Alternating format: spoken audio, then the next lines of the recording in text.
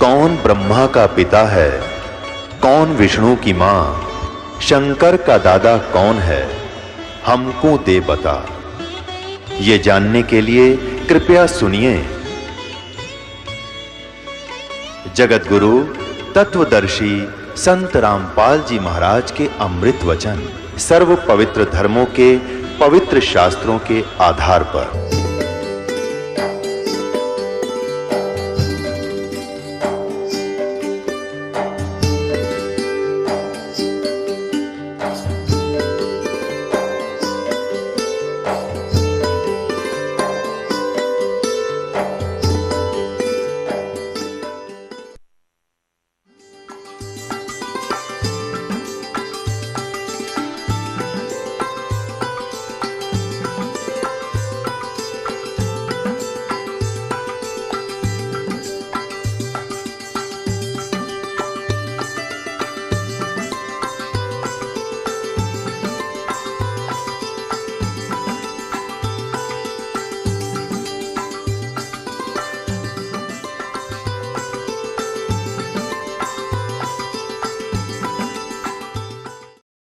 परमात्मा ने कृपा बख्शी, किसी एक साधु भक्त के अंदर प्रेरणा दी। अर्जुन देव जी से प्रार्थना की कि हे दाता, हम इसको छुपा कर रख लेंगे।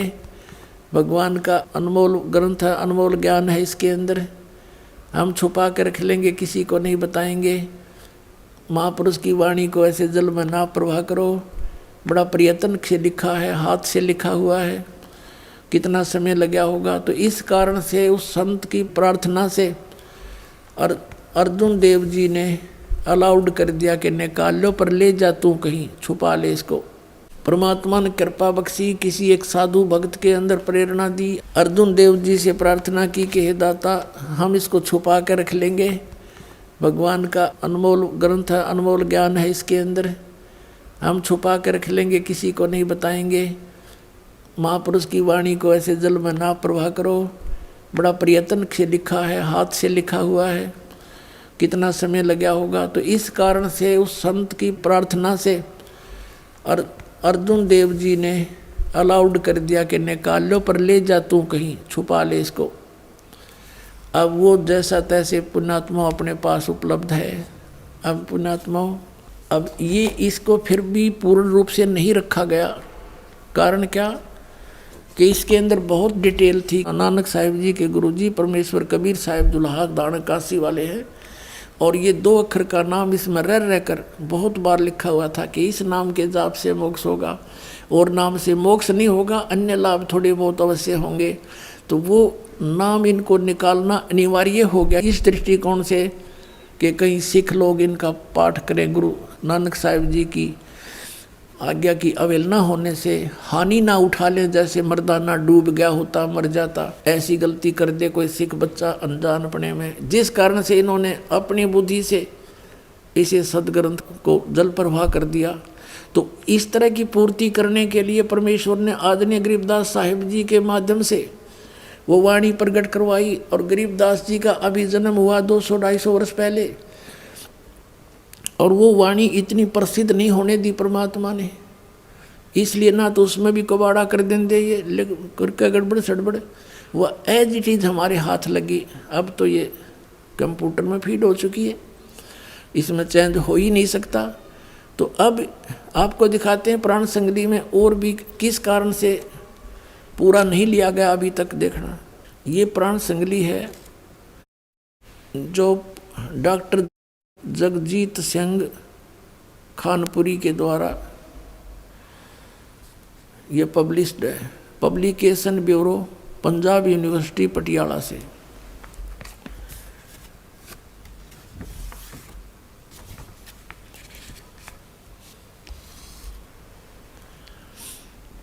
यह है पंजाबी साहित्य अध्ययन विभाग, पंजाब यूनिवर्सिटी पटियाला।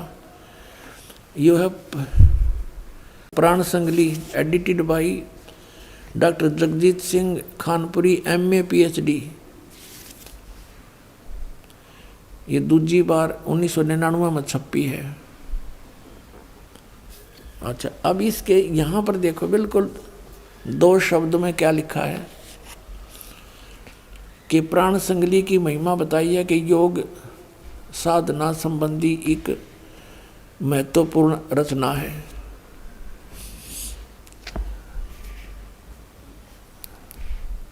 रचना का संबंध गुरु नानक देव जी नाल जोड़िया जाता है कि गुरु जी ने इसका उच्चारण सिंगलदीप विच राजा शिवनाभ प्रति कीता सी। फिर भी यहाँ देखो, हाँ, ये फिर भूमिका के अंदर देखते हैं हम। भूमिका इसमें क्या लिखा है कि संत संपूर्ण सिंह ने देवनागरी लिपि विच लिखी विच जिस संस्करण दा प्रकाशन किया, जो भी आपको दिखा था, उस बीच कुल 80 अध्याय शामिल हन और 80 अध्यायों दे अंत ते इस दे कुल अध्याय 113 लिखे हन। इस संख्या दी पुष्टि जन्म साखियां तो भी हो जाती है, पर संत संपूर्ण सिंह ने 160 अध्यायों दे होने की संभावना वल संकेत किया है। अपने आत्माओं दास ने तो एक प्रार्थना की थी सबसे पहले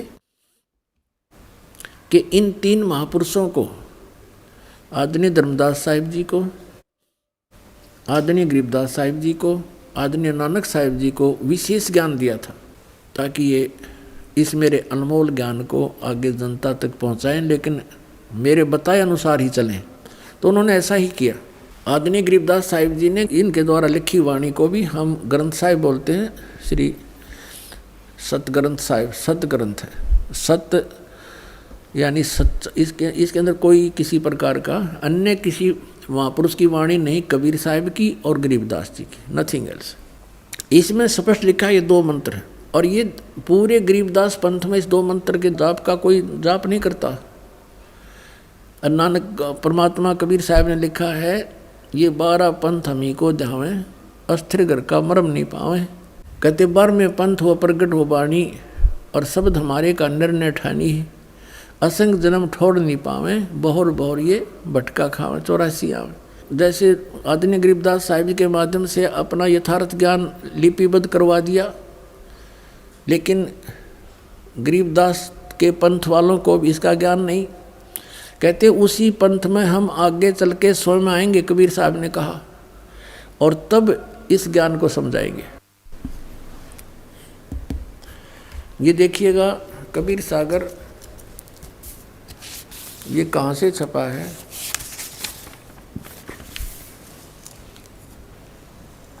कबीरपंथी भारत पथिक युगलानंद बिहारी द्वारा परिष्कृत।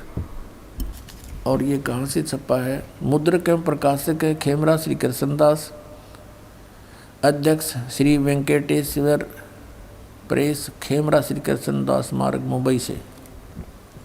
यहाँ पर देखिएगा, काल ने कहा था मैं तेरे नाम से 12 पंथ चलाऊंगा, 12 पंथ करूं मैं साजा, नाम तुम्हारा ले करूं आवाजा।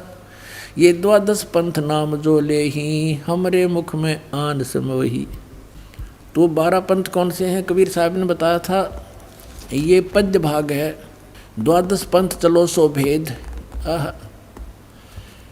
अब क्या बताया कि 12 पंथ काल फुरमाना, इन 12 पंथों में काल का ही आदेश, मंत्र जाप का विधि होगी, इसका आदेश, इसी का आदेश होगा जाप विधि।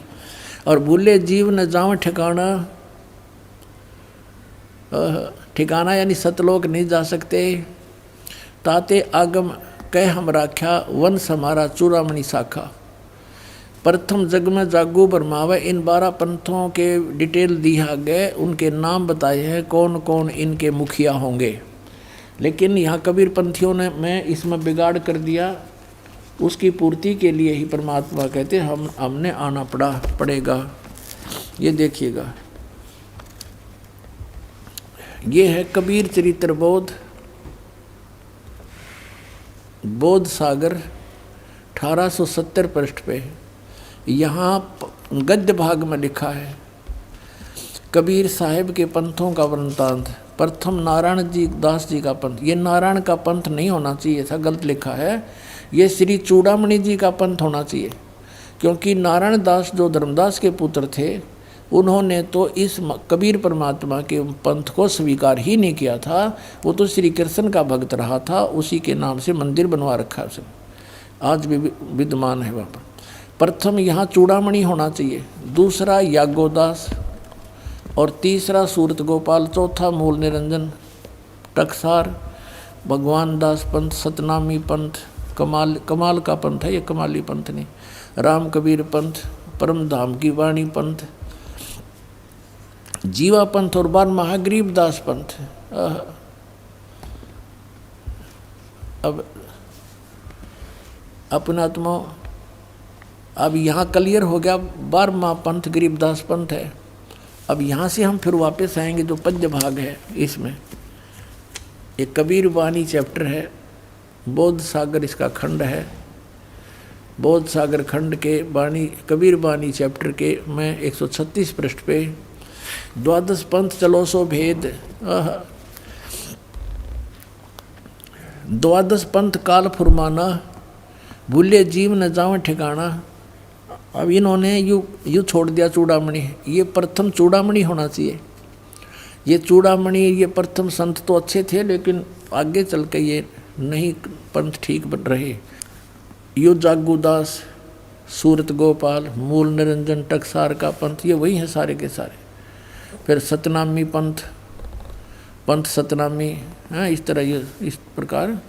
फिर अब हम यहाँ, इन्होंने ये 10वां आ गया, या 11वां होना चाहिए था, 10वें तो आगे लिखना ही छोड़ गए, क्योंकि मिलावट कर रखी इन्होंने इसमें। अब ये 11वां पंथ है, परम धाम की वाणी। अब ये 12वां पंथ है, अब 12वां पंथ है गरीबदास जी का, इसमें लिखा संवत 1775 हुई, संवत 1775, ये है 1774 लिखना था, गलती से 75 लिखा गया, मिसप्रिंट है। तो संवत 1774 यानी सन 1717 में आदरणीय गरीबदास साहिब जी का जन्म हुआ। संवत 1775 होई, ता दिन प्रेम प्रगटे जग सोई, आज्ञा रहे ब्रह्मबोध लावे, कोली चमार सबके घर खावे, साख हमारी ले जीव समझावे, असंग जन्म ठोर नहीं पावे, बार में पंथ प्रगट हुआ है नहीं हव, प्रगट हवे वाणी, प्रगट होगी वाणी, और शब्द हमारे का निर्णय ठानी। बार में पंथ प्रगट होगी वाणी, मेरी महिमा की वाणी फिर से प्रगट होगी, और शब्द हमारे का निर्णय ठानी। अस्थिर घर का मर्म न पावे, ये 12 पंथ हम ही को जावे। यानी गरीबदास के प्रगट होने के बाद जो वाणी प्रगट हो जाएगी, उसको और सभी उस वाणी का निर्णय ठानेंगे, उसके ऊपर विचार विमर्श करेंगे, लेकिन अस्थिर घर का मर्म ना पावें, ये 12 पंथ हम ही को ध्यावें। कबीर कबीर सतलोक सचखंड जरूर करेंगे, लेकिन ये मुझे प्राप्त नहीं कर सकते, ठीक ठिकाने नहीं जा सकते। फिर क्या कहा परमात्मा ने कि अस्थिर घर का मर्म न पावें, ये 12 पंथ हम ही को ध्यावें, 12 पंथ हम ही चल आवें। गरीबदास जी का 12वां पंथ है, 12 पंथ हम ही चल आवें, और सब पंथ मिटा एक ही पंथ चलावें, सब पंथों का नाश करके।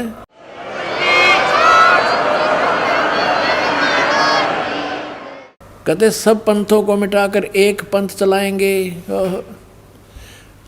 आगे क्या कहा कि प्रथम चरण कलयुग निर्याना, तब मगर मांडो मैदाना। कलयुग का प्रथम चरण कौन सा होगा? जब मगर से परमात्मा सह शरीर जाएंगे। स्पष्ट किया था, तब मैं मगर से जब सह शरीर जाऊंगा वो होगा प्रथम चरण। और अब है पुण्यात्माओं, अब ये जो 1997 से जो चल रहा है, ये बीचली पीढ़ी है। 1951 के बाद ये बीच का मध्य का चरण है कलयुग का, फिर लास्ट का है। प्रथम, मध्य, बीचली पीढ़ी और लास्ट का। अंडरस्टूड हो गया? तो यहाँ इस बीचली पीढ़ी के लिए सारा कुछ हो रहा है, देखिएगा। कहते हैं प्रथम चरण कलयुग निर्याना, तब मगर मांडो मैदाना। अब यहाँ देखो, कलयुग अंत पियाना दीना, यहाँ क्या लिखा कि 5505 जब ये शब्द होगा सच्चा, कि जब कलयुग 5505 यानी 5505 बीत जाएगा, तब मेरी बात यह सच्ची होगी जो मैं आज कह रहा हूँ तेरे को।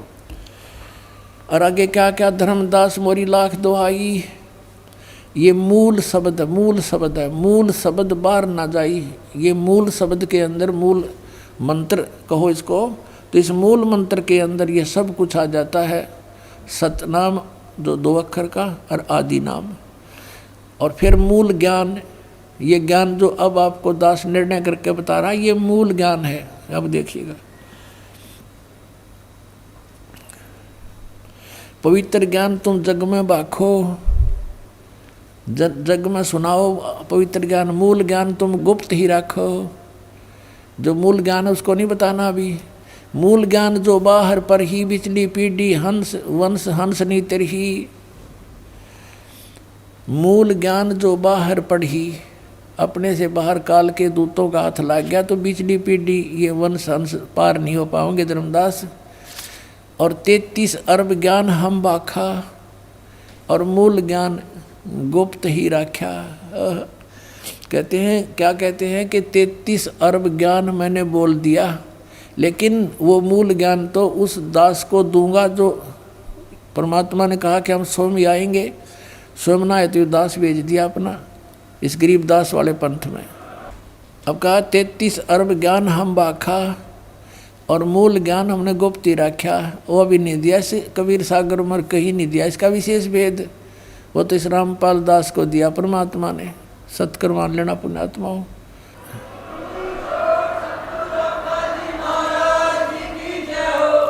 अब क्या कहा है, मूल ज्ञान, मूल ज्ञान तुम तब लग छपाई, जब लग 12 पंथ मिटाई। मूल ज्ञान तुम तब लग छुपाई, जब लग 12 पंथ मिट जाई। पुण्यात्मा यहाँ बीचली पीढ़ी लिखा है, तो कलयुग 3 हिस्सा में हो गया। या बीचली पीढ़ी, और एक पहले की एक लास्ट की। कलयुग के प्रथम चरण में परमात्मा आए, सह शरीर चले गए, सह शरीर आए थे। वो लीला करके चले गए, जो भगवान किया करता है स्वयं ही वो करते ही हैं। और जिसका गुणगान सब वेद और ग्रंथ आंखों देखा संत करते हैं।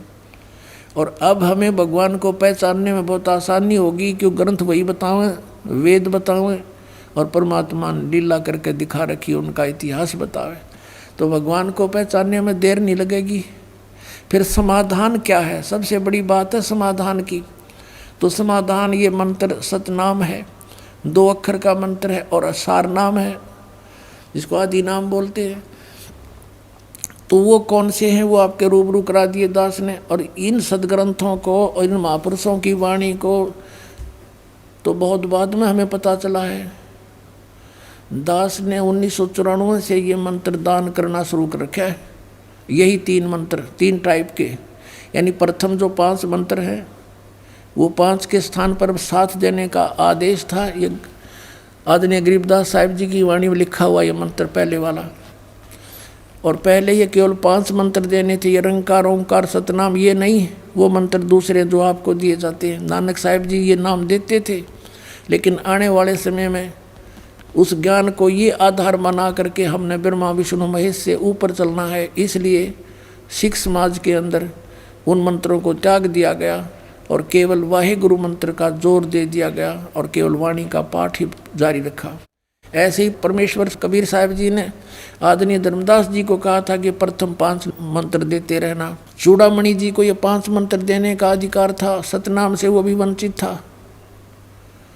और चूड़ामणि जी ने ये 5 मंत्र देने शुरू किए थे, लेकिन आने वाले समय में कबीर पंथियों ने इस दृष्टिकोण से उनको बंद कर दिया कि तो देवताओं की पूजा के मंत्र हैं, हम इनको नहीं जाप करेंगे, लोग क्या कहेंगे, हम तो सतपुरुष के पुजारी है, सत अकाल मूर्त की पूजा करेंगे। तो ये बालका के सी बुद्धि करके वो मंत्र भी समाप्त कर दिए। फिर भी तो अब ये मंत्र 7 मंत्र फर्स्ट स्टेप,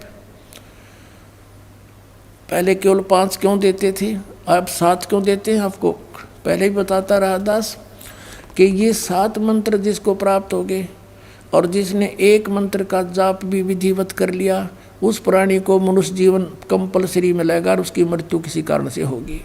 और पहले ये 2 मंत्र इसके साथ इसलिए नहीं जोड़े थे कि मान ले तुरंत मनुष्य जीवन पा भी लेगा तो फायदा क्या होगा, अपना और बर्बाद करेगा कि तो इसने जाड़े जूड़े ला कर, तो फिर आगे समय आने पर इसको समय पर मनुष्य जीवन दिवा देंगे और ये उस समय में इनका जन्म मिल जाएगा। तो अब इसलिए ज़रूरी है कि ये पार करने सभी को। पहली प्रथम बात तो गारंटी देता ये दास कि आप मर्यादा में रहो, आपकी मृत्यु नहीं हो सकती जब तक परमात्मा का आदेश नहीं होगा।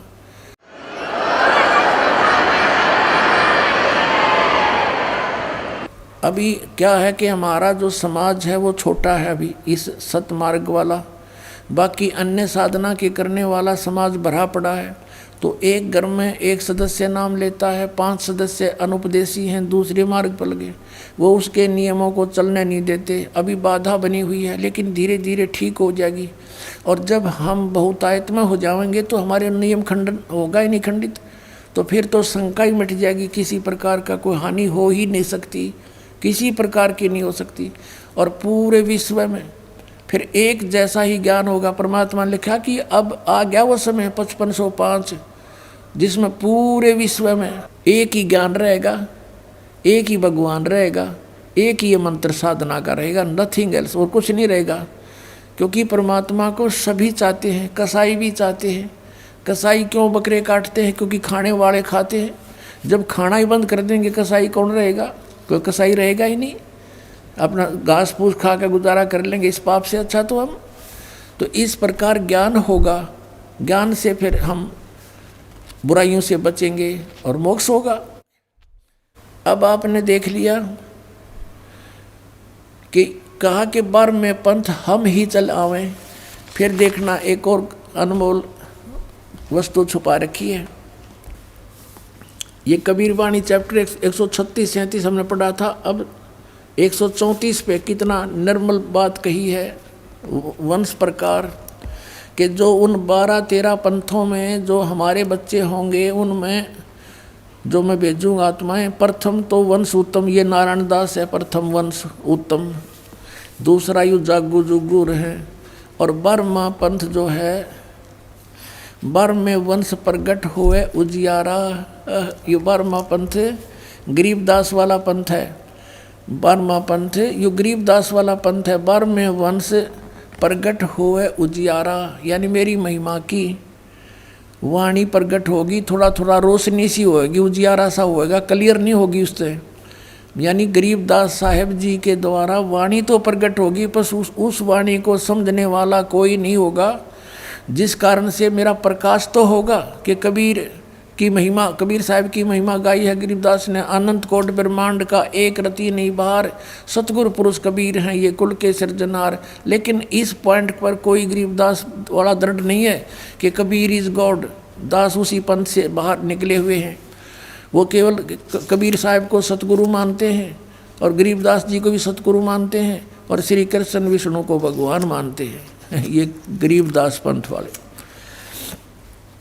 लेकिन गरीबदास जी नहीं मानते थे, उनके ये समझ नहीं सके इनको, इन कोड वर्डों को।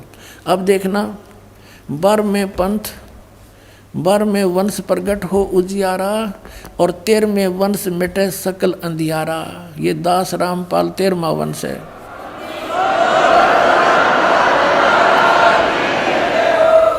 अपने आत्माओं, अब ये निर्णय करते हैं आपके समक्ष के अब वर्तमान में कलयुग कितना बीत गया। पवित्र हिंदू धर्म में इन शंकराचार्यों के द्वारा रची गई पुस्तक एक ऑथेंटिक रिकॉर्ड माना जाता है। इन्हीं से हम स्पष्ट करते हैं कि वर्तमान में कलयुग कितना बीत चुका है। देखिएगा, ये एक पुस्तक है ज्योतिर्मय ज्योतिर्मठ।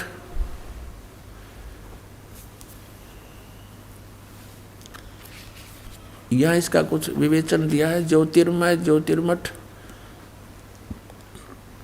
संपाद इसके हैं श्री स्वरूपानंद सरस्वती जी महाराज। ये स्वरूपानंद जी है जो अब वर्तमान में गद्दी पर बैठे हैं। श्री स्वामी, ये 2 मठों के अधिकारी हैं, ज्योतिष मठ पीठाधीश्वर और द्वारका पीठ के, ये 2 के इंचार्ज हैं। सरस्वती। अब यहाँ क्या लिखा है, यह है संपादक, लेखक एवं संकलनकर्ता विष्णुदत्त शर्मा, अध्यक्ष आध्यात्मिक उत्थान मंडल दिल्ली। प्रेरणा स्रोत श्री सुबुद्धनाथ ब्रह्मचारी जी, मुद्रक फाइन प्रिंट एंड पैक्स। ये देखो, अखिल भारतीय आध्यात्मिक उत्थान मंडल, 1/3234 गली नंबर 2, रामनगर विस्तार, मंडोली रोड, सादरा दिल्ली। ये इनके फ़ोन और फैक्स नंबर है। इसमें देखिएगा, इसके 11 पृष्ठ पे आदि शंकराचार्य का संक्षिप्त जीवन।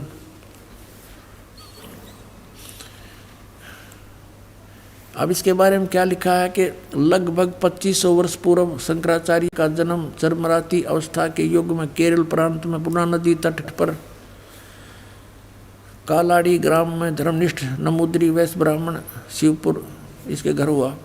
अब यहाँ देखो, गुरु परंपरागत मठों के अनुसार उनका आविर्भाव, शंकराचार्य का जन्म शंकर भगवान के आशीर्वाद से हुआ है, अतः उनका नाम शंकर रखा गया। गुरु परंपरागत मठों के अनुसार उनका आविर्भाव काल यानी जन्म समय ईसा पूर्व, ईसा मसीह जी से पूर्व 508 वर्ष पहले, ईसा के जन्म से 508 वर्ष पहले माना जाता है। ये या शब्द करके इन्होंने 476 लिखा है, ये गलत लिखा है। ये या नहीं लिखना था, क्योंकि 32 वर्ष की आयु में उनकी मृत्यु हो गई थी। तो 508 से 32 निकाल दिया जाए तो 476 बच जाते। तो ये देखिए, तो यहाँ ये संकेत है। तो वास्तव में 508 वर्ष पहले उनका आविर्भाव हुआ, यानी ईसा से 508 वर्ष पूर्व। ठीक हो गया। और आज से हम गणना करें 2012 से, तो शंकराचार्य जी का जन्म कब हुआ? 5520 वर्ष पूर्व। 508 जोड़ दो 2012 में, आज से शंकराचार्य जी का जन्म 2520 वर्ष पहले हुआ। और उस समय कलयुग कितना बीत गया था ये दिखाते हैं। ये पुस्तक है हिमालय तीर्थ, ये भी शंकराचार्यों के द्वारा लिखी गई है, उन्हीं के आदेश से। ये है जेपी नंबूरी, उप मुख्य कार्यकारी श्री बद्रीनाथ केदारनाथ मंदिर समिति का, यहाँ से छपा। ये यहाँ से इनके सारे प्रकाशक है रंजू चक्रवर्ती, क्षेत्र A/1, बामा चंड राय रोड, कोलकाता। ये मुद्रक है गिरी प्रिंट सर्विसेज, कलकत्ता। अब इसके 42 पृष्ठ पे आपको दिखाते हैं, 42 पृष्ठ पे ये शंकराचार्य के जन्म की भविष्यवाणी है। और ये शिव रहस्य नामक कोई पुस्तक है, उसका में ये श्लोक है। इस श्लोक का अनुवाद यहाँ किया है। कलयुग के 3000 वर्ष व्यतीत होने पर बौद्ध मीमांसकों के मत पर विजय प्राप्ति के लिए शंकराचार्य यानी शंकर यति के रूप में आविर्भूत होंगे। फिर देखो, कलयुग जब 3000 वर्ष व्यतीत हो जाएगा तब श्री शंकराचार्य का जन्म होगा। अपने आत्माओं, हमने अब कैलकुलेशन करनी है, आज कलयुग कितना चला गया।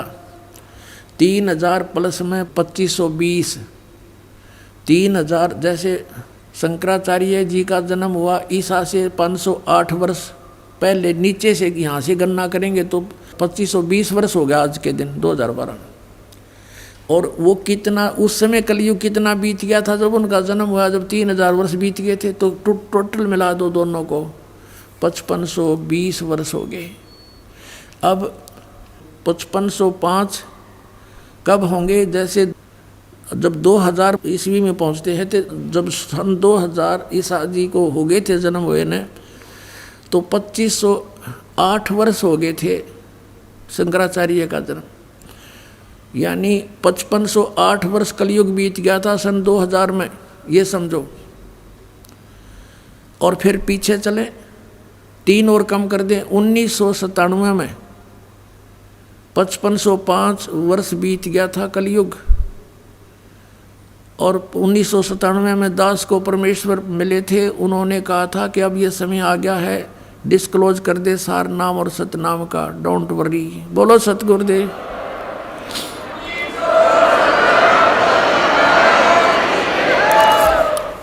अपनात्मा ये ना सोचना कि दास बनावटी बात बनाकर अपना मूर्ख बनाना चाहता, नहीं, आपको बहुत बुद्धिमान बनाना चाहता है और सच्चाई से परिचित कराना चाहता है कि उस समय दास ने इसको देखा भी नहीं था कि ये क्या, इतना गहराई से नहीं जाना था कबीर सागर को भी, लेकिन जो मालिक ने लेख लिख दिए वो अपने समय पर अपने आप होते रहते हैं।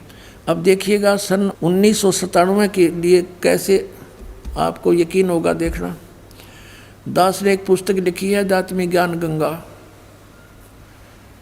और जो आपके कर कमलों में है, इसमें एक लेख है 538 पृष्ठ पे, यथार्थ कबीर पंथ परिचय नामक एक विषय है, और इसमें यहाँ लिखा है, मुझ दास यानी रामपाल दास को परमेश्वर कबीर साहिब जी संवत 2054 फाल्गुन मास शुक्ल पक्ष एकम मार्च 1997 को दिन के 10 बजे मिले थे तथा सार शब्द की वास्तविकता और संगत को दान करने का सही समय संकेत देकर अंतर्ध्यान हो गए थे, और इसको यानी मुझे परमात्मा मिले थे, इसको अगले आदेश तक रहस्य युक्त रखने का आदेश दिया था। बोलो सतगुरुदेव।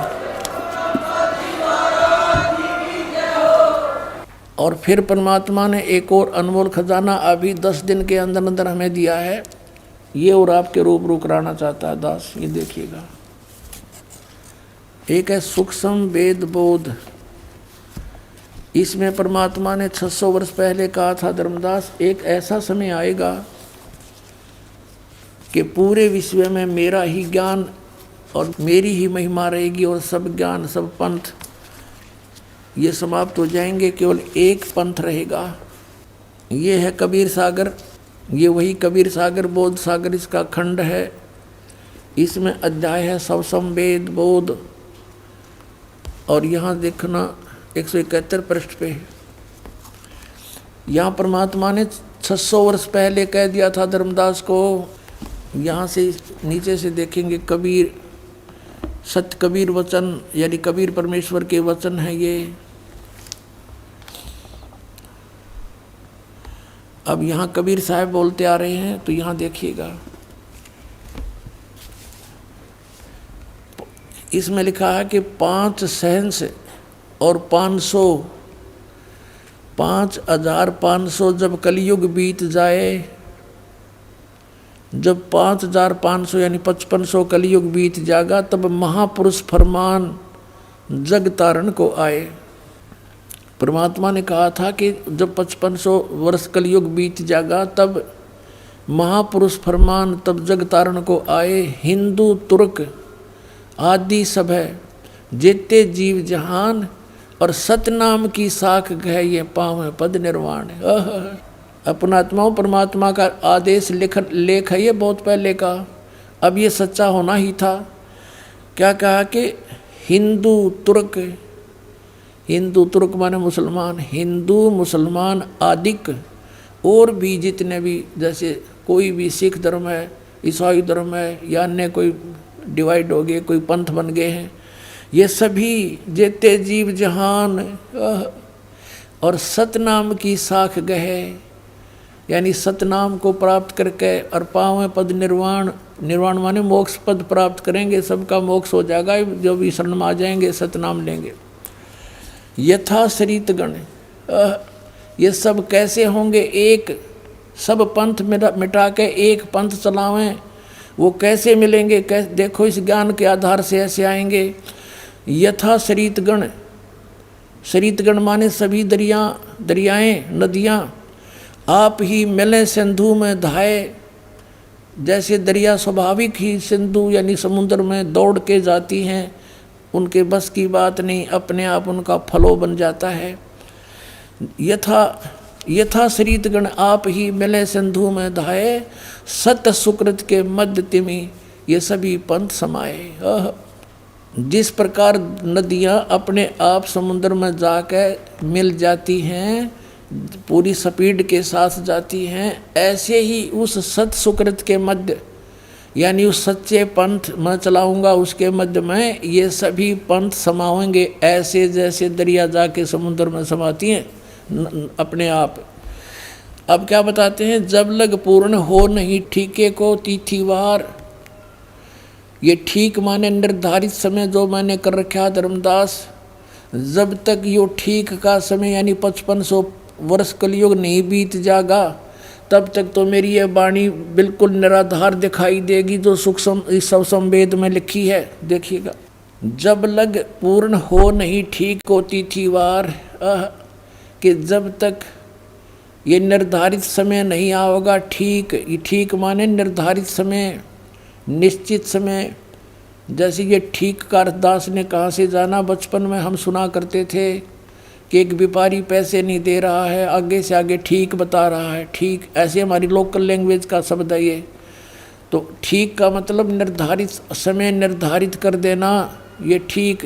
परमात्मा कहते हैं जब मेरे द्वारा किया गया हो ये समय 5505 यानी कलयुग 5500 नहीं बीतेगा तब तक तो ऐसा लगेगा जैसे ये वैसे ही कह रखा भगवान ने कबीर सागर में, और उस दिन ये पूर्ण हो जाएगा। अब देखो, जब लग पूर्ण होए नहीं ठीक ठीके का यानी ठीक का तिथिवार, और कपट चातुरी तब लो ये सब संवेद निराधार। मेरी वाणी तब तक निराधार महसूस होगी।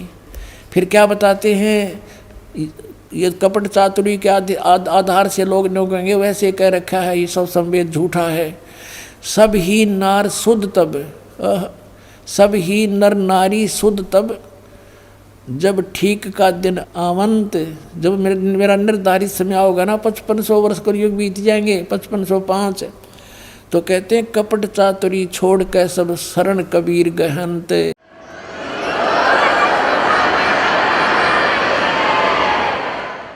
कहते सभी नर नारी शुद्ध हो जाएंगे, इनमें कोई कपट नहीं रहेगा। इनको पता लग जाएगा कि पाप है सारा, अपनी नेक नीति से कमाई करा करेंगे, बेमतलब के खर्चे बंद कर देंगे, थोड़े में बहुत ज़्यादा कमाई हो जाया करेगी।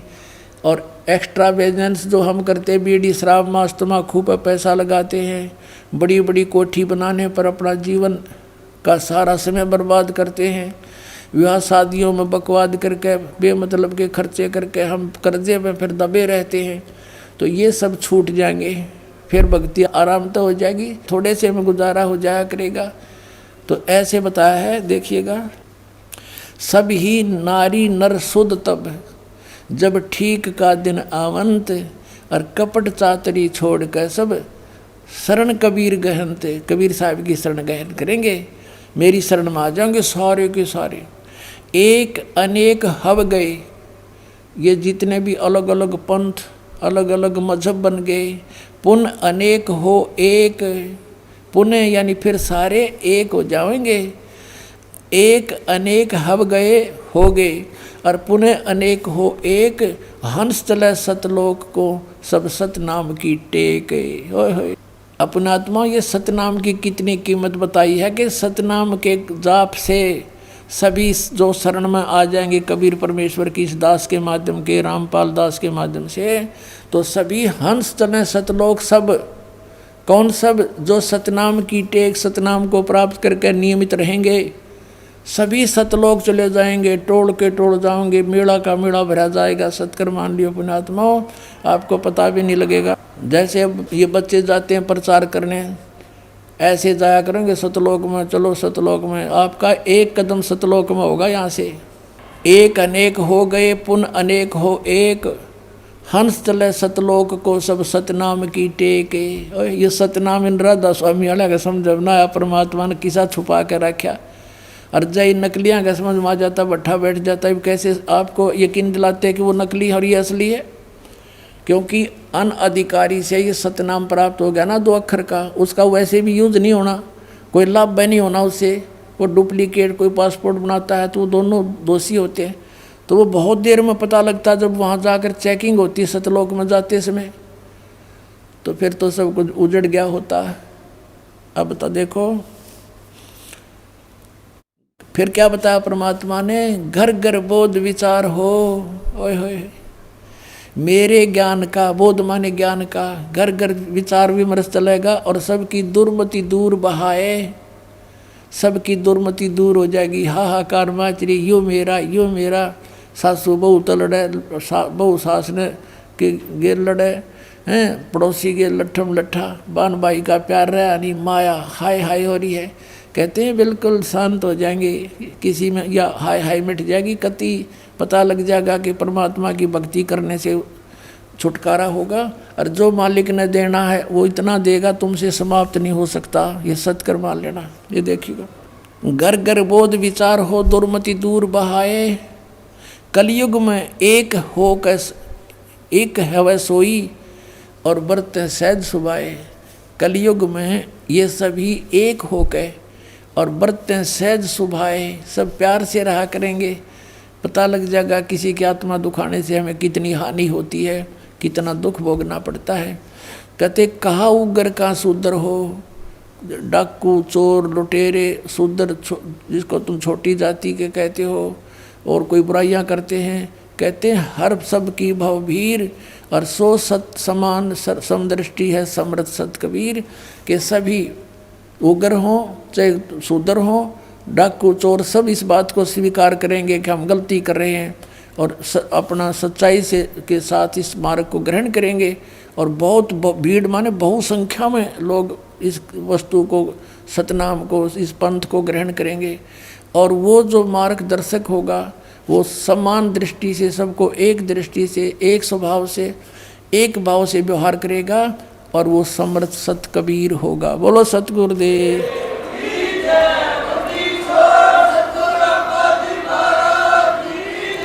सत साहिब।